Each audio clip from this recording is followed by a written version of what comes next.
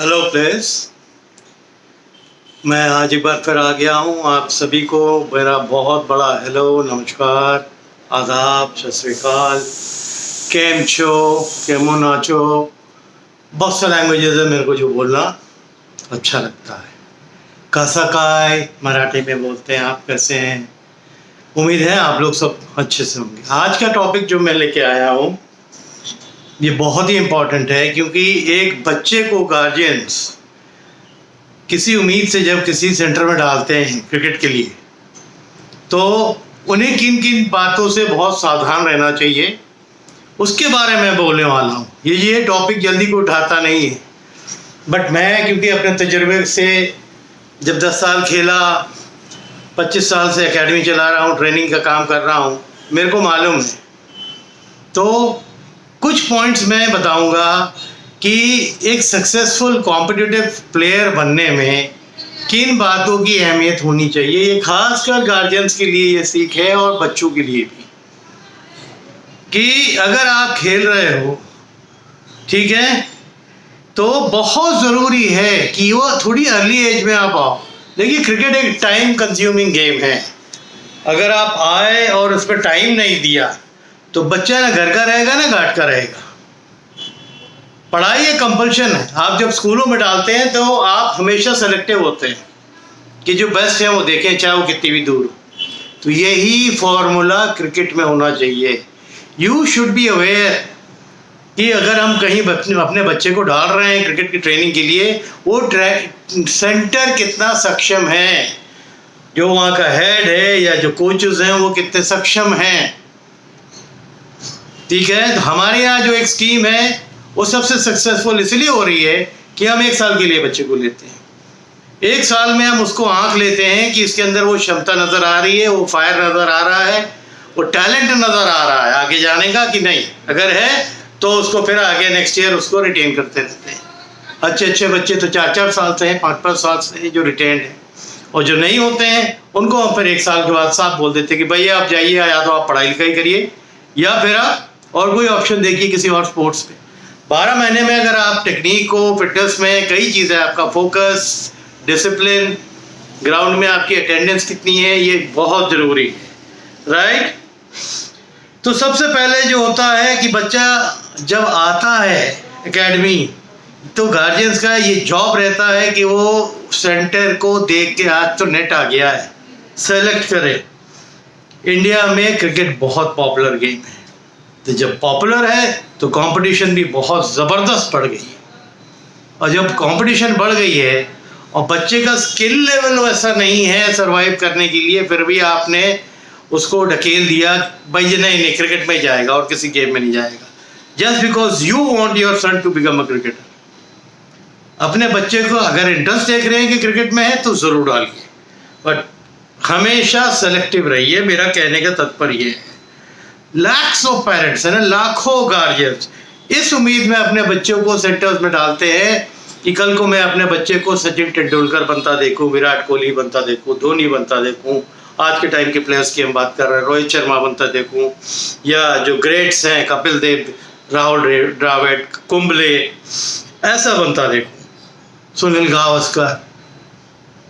But क्या उनकी मेहनत देखिए, सालों साल की मेहनत होती है, डिवोशन होता है, डिटर्मिनेशन होता है, तब वो जाके उस लेवल पे पहुंचते हैं।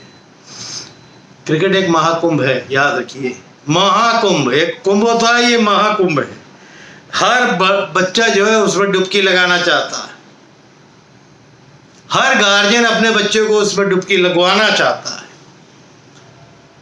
बट ये बहुत ज़रूरी है कि आप जब ऐसा कोई भी डिसीजन ले, खासकर पेरेंट्स के लिए बोल रहा हूँ, तो ये बहुत ज़रूरी है आप सेंटर के लिए देखिए उसकी कोचिंग क्षमता कैसी है। बहुत से मैदान मैंने देखा बहुत अच्छे बन गए, बट उनका कोचिंग स्टाफ क्या है, वो क्या करता है, उनकी नॉलेज क्या है, वो इम्पार्ट क्या करेंगे बच्चे को।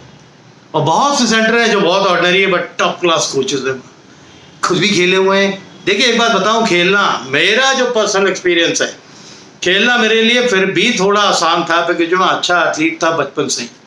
बट जब मैं कोचिंग में आया तो मेरे को लगा ये बहुत डिफिकल्ट जॉब है, to give something, to teach वो भी क्रिकेट जैसे गेम में कि इंडिविजुअली किसके अंदर टैलेंट है। क्लासरूम में तो सारे बच्चे बैठते हैं और टीचर बोर्ड में एक चीज़ लिख के दे देता है, सब कॉपी करते हैं, फिर उसको एक्सप्लेन कर देता है। It's so easy. क्रिकेट में एक एक बच्चे की अपनी स्किल लेवल है, फिटनेस लेवल है, टेक्निक की पकड़ है। अगर वो कोच को नहीं मालूम है तो उस बच्चे को कभी आगे प्रमोट नहीं कर पाएगा। ये बहुत इंपॉर्टेंट है। तो जो मैं सेलेक्टिवनेस की बात करता हूँ उसी को लेके बताता हूँ, ठीक है। अगर चाइल्ड के अंदर एक्स्ट्रा ऑर्डिनरी क्रिकेट का टैलेंट है तो जरूर लाइए, जरूर प्रमोट करिए उसको लाने के लिए। मेरा अपना जो पर्सनल ओपिनियन है वो पेरेंट्स के लिए है कि उनकी ड्यूटी होनी चाहिए किसी भी बच्चे को कहीं डालने के पहले कि उसकी सक्सेस रेट देखें, उस एकेडमी की सक्सेस रेट देखें कि भाई कितने बच्चे इस एकेडमी से निकलते हैं। ये ना ज़मीनी काम, ग्रास रूट लेवल पे वो कितना अच्छा काम करता है। बड़े बड़े डिस्प्लेस में नाम नहीं लेना चाहता, सेंटर्स खोले थे और निकल गए क्योंकि दे वर हियर फॉर ओनली मनी।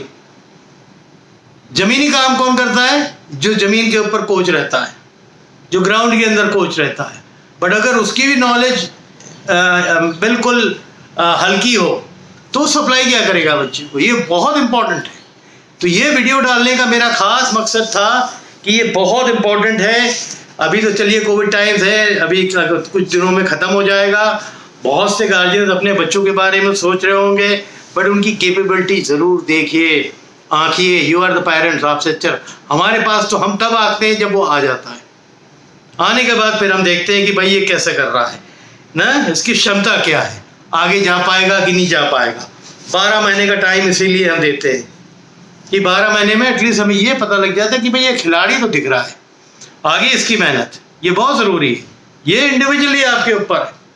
हमारे यहाँ से जितने भी बच्चे हों, चाहे वो अक्षदीप हो 8 साल में आ गया था, मोहम्मद अब्बास करके लड़का था 9 साल में आ गया था, प्रदीप सच्चान करके आया था जो अंडर 15 का यूपी का पहला कैप्टन था, मेरे पास 8 साल में आ गया था। तो ये बहुत ज़रूरी है, टाइम टेकिंग गेम है। तो गार्जियंस को ये चीज़ समझना चाहिए कि आपने डाल दिया, बच्चे को बोल दिया कि साहब आप 1 साल का टाइम दे रहे हैं तुम्हें करना, वो यहाँ तक घुटा हुआ है, एक एक दिन गिन रहा है। 1 दिन निकल गया, 2 दिन निकल गया, और अगर सेंटर बहुत ऑर्डिनरी है जहाँ पर उसको एक्सप्लेनेशन ठीक से हो ही नहीं रहा है तो क्या करेगा बच्चा? उसकी क्या गलती है? ठीक है। दूसरा कि जो भी सेंटर के अलावा कुछ चीज़ें ऐसी होती हैं जो बच्चों को देखनी, कि जब वो आते हैं प्रैक्टिस पे उनका पूरा ध्यान जो चीज़ बोली जा रही है कोच द्वारा उस पर हो। तो मैंने उसका एक फॉर्मूला रखा, when to switch on and when to switch off. Once you are on the ground, आप ग्राउंड में आते ही आप क्रिकेट की तरफ स्विच ऑन हो गए। आपका टोटल कंसंट्रेशन फोकस जो आपको बोला जा रहा है उस दिन का कार्य उस पर होना चाहिए। ग्राउंड छोड़ते ही बाहर आप जाएंगे, आपका परम काम होना चाहिए कि आप क्रिकेट से ऑफ हो जाएंगे और अपने को स्विच ऑन करेंगे। घर जाके खाना खा के आपकी पढ़ाई, अगर ये 2 चीज़ आप बैलेंस कर सकते हैं तो आप बहुत चीज़ें कर जाएंगे, क्योंकि आपके पास टाइम बहुत मिलेगा। डाइट को बहुत ख्याल रखिए, मैं कितनी बार पहले भी बोल चुका हूँ, बैलेंस डाइट होना बहुत ज़रूरी है। इतना ज़्यादा कंपटीशन क्रिकेट में है कि बच्चों के अंदर बहुत ज़्यादा, अगर वो ट्रेनिंग सेंटर सही नहीं है तो बच्चा जो अंदर से अपना कॉन्फिडेंस लेवल लूज करने लगेगा, बताएगा किसी को नहीं। कुछ बच्चे हैं जो शेयर करते हैं, कुछ बच्चे जो शेयर ही नहीं करते। उनके गेम के पतन की वजह से पता लग जाता है कि ये डाउनफॉल की तरफ आ रहा है। तो उसकी स्किल लेवल उठ क्यों नहीं रही है? क्योंकि पेशेंस की भी कमी हो जाती है। फिर उसकी जो एबिलिटी है कैसे आएगी? वो एक फाइट करने का जो एक मादा होता है वो ख़त्म होने लगता है।